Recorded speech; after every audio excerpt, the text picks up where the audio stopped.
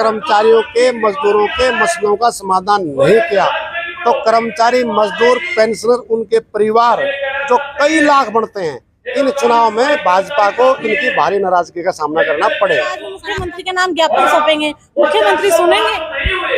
देखो, सुनेंगे नहीं सुनेंगे तो उनका काम है। क्या कारण है सर, कहीं सुनवाई नहीं होती कर्मचारी की?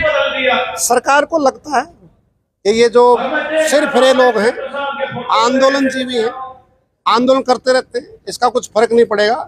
हम जाट नॉन जाट, हिंदू मुस्लिम का पोलराइजेशन करके सत्ता हासिल कर लेंगे। सरकार मांगों का समाधान नहीं करेगी जब तक धरने प्रदर्शन जारी रहेंगे। नमस्कार, मैं शबनम और आप देख रहे हैं जनता की आवाज। इस समय आपको बता दें कि करनाल के अंदर मौजूद है और करनाल के अंदर ग्रामीण सफाई कर्मचारी और ग्रामीण चौकीदार जो है प्रदर्शन करेंगे। आज इकट्ठा भी हो चुके हैं, एक बार बातचीत भी करते हैं। नमस्कार सर। नमस्कार जी। नमस्कार जी सर, पूरे साल जो है प्रदर्शन करते रहते हैं कर्मचारी, आज फिर से इकट्ठा हुए हैं। ये जब तक सरकार मांगों का समाधान नहीं करेगी जब तक धरने प्रदर्शन जारी रहेंगे, और ये आज भी जारी है। इनकी जो मुख्य मांग है उसमें 18-18, 20-20 साल हो गए। ये ग्रामीण चौकीदार हैं, ग्रामीण सफाई कर्मचारी हैं, आशा, मिड डे मील, आंगनबाड़ी। इनकी मांग है कि हमारी नौकरी को पक्का किया जाए, और जब तक पक्का ना हो 26,000 रुपये न्यूनतम वेतनमान दिया जाए।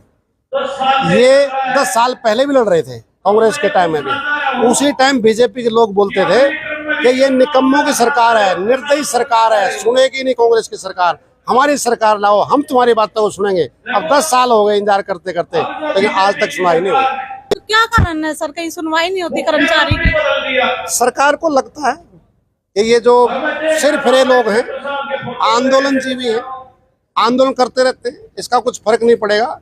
हम जाट नॉन जाट, हिंदू मुस्लिम का पोलराइजेशन करके सत्ता हासिल कर लेंगे, ये उनकी गलतफहमी है। कर्मचारियों की बात करें, चाहे ग्रामीण सफाई कर्मचारी हो चाहे शहर का हो, दोनों ही जो है प्रदर्शन करते रहते हैं। जब मांगों का समाधान नहीं होगा तो सड़कों पर प्रदर्शन करना ये हमारा डेमोक्रेटिक राइट है, ये हमारा लोकतांत्रिक अधिकार है। आप कोई बात नहीं मान रहा सरकार, तो क्या करेंगे आप? धरना प्रदर्शन, हड़ताल, भूख हड़ताल, गिरफ्तारियां, वो सारे कार्रवाई करेंगे। और फिर भी अगर कोई नहीं सुनेगा तो निश्चित तौर से उसका फिर आखिरी परिणति कहाँ होती है?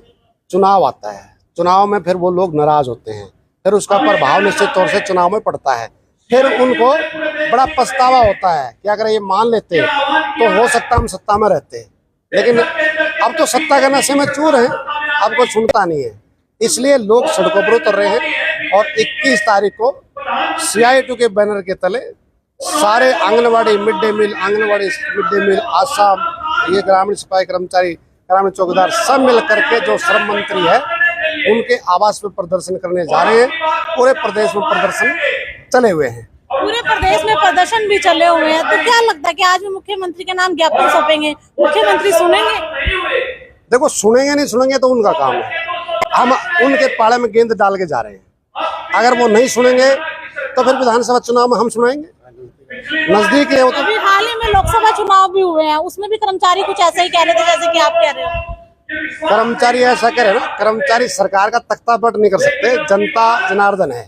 लेकिन आप देखेंगे कि पहले 10 सीटें थी हरियाणा में, अब 5 हैं, और जो 6 लाख से जीते थे वो 2.5 लाख पा करके टिक गए। 3 सीटें बहुत नजदीक मार्जिन से जीते हैं। 400 पार का नारा था, 303 सीटें थी, अब घट करके 240 रह गए।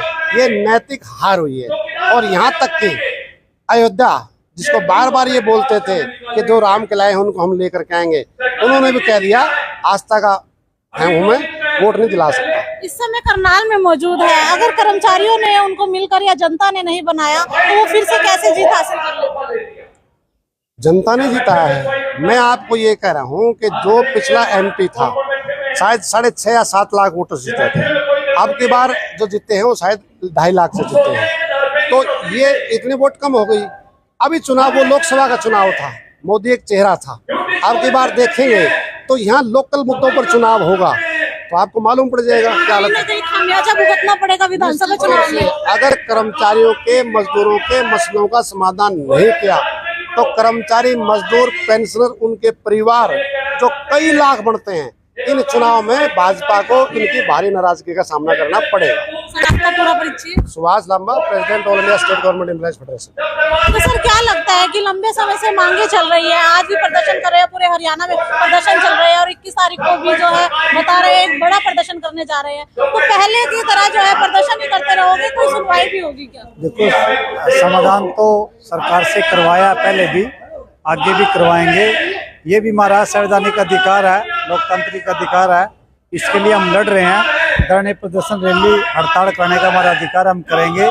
सरकार को हमारी बातचीत माननी पड़ेगी, अगर नहीं माननी तो हमारे पास रास्ता क्या, लास्ट में चुनाव के बीच में हम लोगों के बीच में जाएंगे। हमारी बातचीत नहीं सुनी, हमारी बातचीत माननी नहीं है, हम लंबे समय से आंदोलन कर रहे हैं, ये हम करेंगे इसके बाद। सर, और कौन कौन से कर्मचारी है जो इस तरह से इकट्ठे हो रहे हैं, प्रदर्शन कर रहे हैं? आज पूरे हरियाणा के अंदर हरियाणा ग्रामीण चौकीदार सभा, ग्रामीण सफाई कर्मचारी यूनियन पूरे हरियाणा में प्रदर्शन कर रही है। कल पूरे हरियाणा के अंदर मिड डे मील, आशा वर्कर, आंगनवाड़ी वर्कर प्रदर्शन करेंगी और पूरे देश के अंदर आंदोलन छेड़ रखा अपन है और इसको लगातार करेंगे जब तक सरकार बातचीत नहीं सुनेगी। तो सर, क्या लगता है, हाल ही में लोकसभा चुनाव भी हुए हैं और विधानसभा चुनाव भी आने वाले हैं, उसमें भी कुछ जो है कर्मचारी कह रहे थे कि हम जो है इसको इनको दिखा देंगे, अपने वोट के अधिकार से जो है इनको नीचे गिरा देंगे, लेकिन लोकसभा में भी जीत जाती है जो भाजपा, और अब विधानसभा के चुनाव में क्या कुछ रहने वाला है? ऐसा जी, ये तो 5 साल के बाद मौका मिलता है वोट डालने का, और पिछले प्लान में बीजेपी की सरकार की, मोदी की सरकार की 303 सीट थी, अब की बार 240 सीट है। इनको तो बता दिया इसके बारे में, आपका बहुमत नहीं है राज्य के अंदर, और तो आप जोड़ तोड़ के हिसाब से आप राज्य में बैठे हो, और हरियाणा की सरकार को भी हम बता रहे हैं इसके बारे में। आप हमारे से बातचीत नहीं करोगे, हमारी समस्या का समाधान नहीं करोगे, कच्चे कर्मचारियों को पक्का नहीं करोगे, आपने जो वादा किया सरकार ने वो उसको लागू नहीं करेंगे, तो हम विधानसभा के अंदर भी लोगों के बीच में जाएंगे और बताएंगे ये झूठों की सरकार है, ये झूठ बोल के राज में आ रही है, ये इसका वादा खिलाफ, इसके खिलाफ हम आंदोलन करने के लिए मजबूर हैं। आज ज्ञापन लेकर कहाँ पर पहुंचोगे? हम डीसी ऑफिस करनाल पे प्रदर्शन करके जाएंगे और मांग पत्र देंगे इसके बारे में।